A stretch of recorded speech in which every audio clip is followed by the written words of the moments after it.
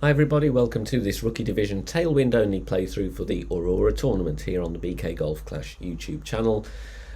Please hit thumbs up if you don't mind, and make sure you subscribe to the channel as well, totally free to do so. As with all the rookie content here on the channel, we are using true rookie clubs, and I suggest some tweaks according to clubs, balls and play styles. In this video you will need to tweak according to the wind direction you get as well, but the shots here will give you an example of how you might want to approach these 9 holes of the Nordic Fjords. Remember to check out all the other content on the channel homepage, tutorials and other tournament playthroughs from other tees and divisions as well. Good luck, here we go. On this par 4, I'm going to suggest you play with the big topper because you will need a lot of top spin. Going with a katana because we also need a lot of side spin. So max top spin, 3 bars side spin to the right, and we're going to aim towards the top left corner of this fairway pad, giving myself some room because obviously we don't want to land too close to the rough and endanger the rough or the water.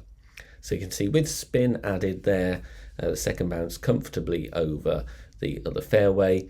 Got nice tailwind angle here. I'm going to adjust this one maximum distance 10% elevation, and then I'm going with around 3/4 ball curl to the right. Obviously you have to depend on how much curl you've got available, but we want the big topper really for the top spin, and all of that is taking effect, and we're getting green side, and we can have an easy wedge for our eagle on this par 4. Downhill par 3 here, I favour the sniper for the accuracy, and if you've got it in a higher level, good ball guide, but obviously any wood club will do, most likely going to be the Viper if you don't have a sniper. Going with the Marlin, we don't need a lot of side spin here, and I'm playing with a bar and a half of top spin. It is difficult, of course, without a full ball guide, but we're going to get this one pretty close, if not in, if you have more ball guide. If not, you're going to be safely on the green. Minimum distance, 15% elevation. The tough thing here is to get a consistent speed, and that is something to work with, but this isn't going to risk any rough or sand. We are going to be safely down there. Unfortunately, as you can see, the speed needs a little bit of work. We're coming in a bit too hot and just missing to the right. But the wood club is going to be needed on this par 3. On this par 5, I would suggest you go with a Titan or a Kingmaker, probably a Titan, and go directly onto this bit of fairway with your extra mile for the distance.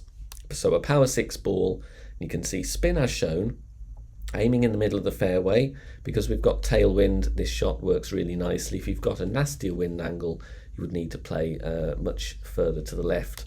Go safe and then play with your big dog to get on the green. But here, with tailwind, thankfully, we can go directly over there. Max plus 15 is the elevation here, and I want my first bounce to be on that fairway. Obviously, it's important to hit perfect because the fairway is narrow, but we're parking up very nicely around 330 yards. Second shot, if you don't have the sniper, it doesn't matter. You can use the Viper as well. And I'm playing with a little bit of backspin and trying to aim at the pin as best I can. Still got room here. If your drive is slightly shorter, you are going to make it with the Viper or a low-level sniper. So that's going to be fine as long as you've got a power 4+ ball. Max distance, 10% elevation is what I'm going with here. Centering the ball, I'm going to hit perfect. As you can see, we've got pretty much a straight tailwind to the pin, so it's a decent chance. We'll see how this one comes in, bouncing comfortably away from the bunker. And as you can see, just missing on the right-hand side, but you've got a good chance for the albatross. On to par 3 now, and I'm going to play with a long iron, in this case the backbone, and a quasar. We're going with 1 bar of top spin and 2 bars of side spin to the right. You can attack the pin more by going with a katana or a Kingmaker and playing with 3 bars of right spin. But I'm at max distance with a quasar here, power 2 ball. I'm going to adjust this one maximum distance, 20% elevation. The thing with only having 2 bars of side spin though, I'm going to go with some curl. So obviously if you're playing with a katana, you don't need to use as much curl. Getting this one safely over there, wanting to try and catch the slope. We're going to have a very easy tap in for our birdie, but if you've got a side spin 3 ball, you can attack for the hole in one. On to par 5 now. We're going to play with the extra mile and sniper, and I'm going to use a quasar. You can see here I'm playing with half a bar of backspin, 2 bars side spin to the left, setting up at max distance with my extra mile level 6, just tweaking the spin to 1 bar of backspin there, half of the red ring inside the rough on the left, and again I actually tweak again to go with 1.5 backspin. Sorry for the confusion. 1.5 backspin it is. You might need a bit more backspin if you have straight tailwind. If you've got more crosswind, then I would reduce a bit of backspin. Max plus 10, we're going with half a ball of curl to the left, and it's important to hit perfect on this one. And we want to bounce over the bunker and approach the end of this piece of fairway here, which you can see we do. Now, if you want to go with higher power ball, you can, but obviously you would need to start at the same point. The good thing about using a high power ball, now to be honest, would recommend you go with a Titan, is that you will be close to the green for the approach to aim, and you won't need as much topspin. With the quasar, it's a mistake here from my point of view. I have to adjust and then push up rings, which is never ideal. So max plus 0, I will play that elevation going with any power ball. I'm short here because I only had a quasar on, so I'll go with a power 6 ball, playing with some overpower, and unfortunately the overpower caused me to great ball on this one, but we're safely on the green here for a nice eagle putt. Nothing to worry about there. Onto a long and tricky par 4 now. We're going to play with the extra mile and a Titan. You can see here I'm going to land on that second piece of fairway. We're going to add our spin, and with half a bar of backspin and 1 bar of side spin to the left. We've got a nice tailwind angle here, so we don't need to worry about overpower. Aiming with the second bounce after spin added in the centre of the fairway, and then we're going to make our adjustment, which is going to be maximum distance 10% elevation. So max plus 10, and then we are going to take our shot, centering the ball in the adjustment ring there, make sure there's no unwanted curl or overpower, and then we focus on hitting perfect. Bouncing very nicely there and rolling along the fairway, and we can have a fairly clear shot to the green, and we are going to use our long iron. So I would suggest the backbone here, going to add spin first, and you can see we're going to play with 2 bars of backspin and right spin as needed to straighten the ball guide out. It's all about trying to find a consistent landing position. I'm going to leave my ball guide short because it's not a full ball guide, aiming at the pin, and you can see that third bounce was a couple of green squares short of the hole. Here I'm going to play true club distance, so I'm around mid here, so I'm going to play this mid distance. If you hit a great left, you'll be further away, but find the max line, find the minimum distance line, and judge where you are with your club distance accordingly. It's very hard to drop this one with an underdeveloped ball guide, but we have a good chance here, just missing it on the left hand side, but a very safe drive there and a chance at the eagle nonetheless.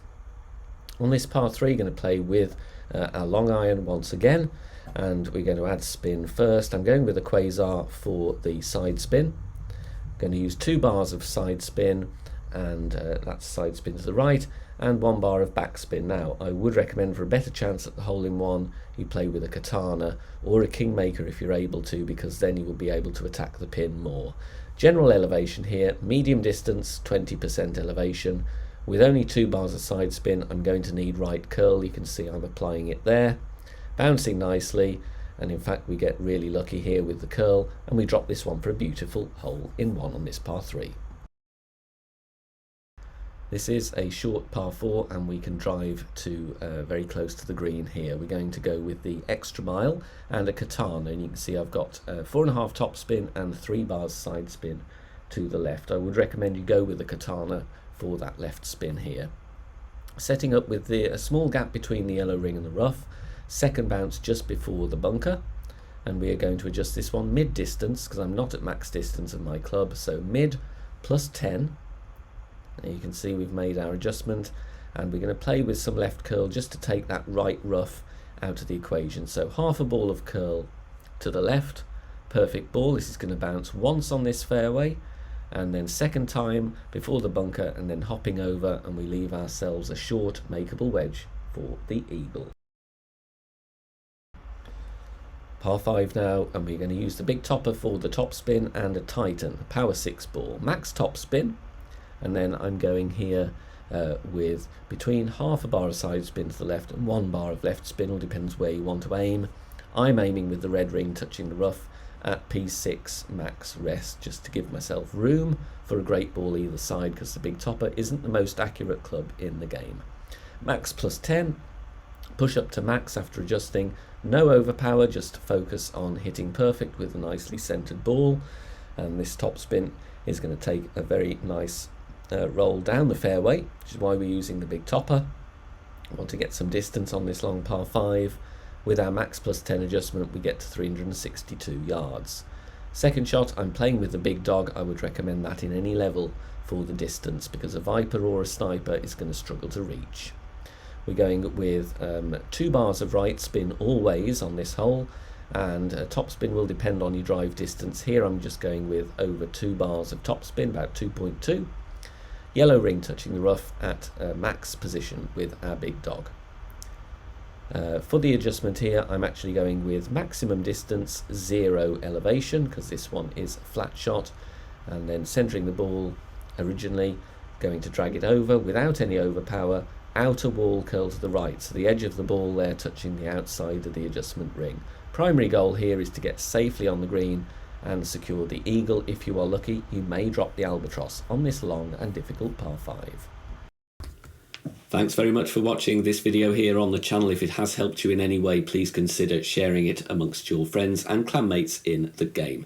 Join us also on Facebook. Head over there, search for BK Golf Clash and join our free group. Loads of members there sharing shots. Free guides are posted, as well as loads of other great Golf Clash resources. So check us out there. You can join in the discussion and also leave feedback on the game in general. Finally, if you wish to help support the channel and keep the content free for everybody, please consider becoming a Patreon member. The link is in the video description down below. Good luck, see you soon, bye for now.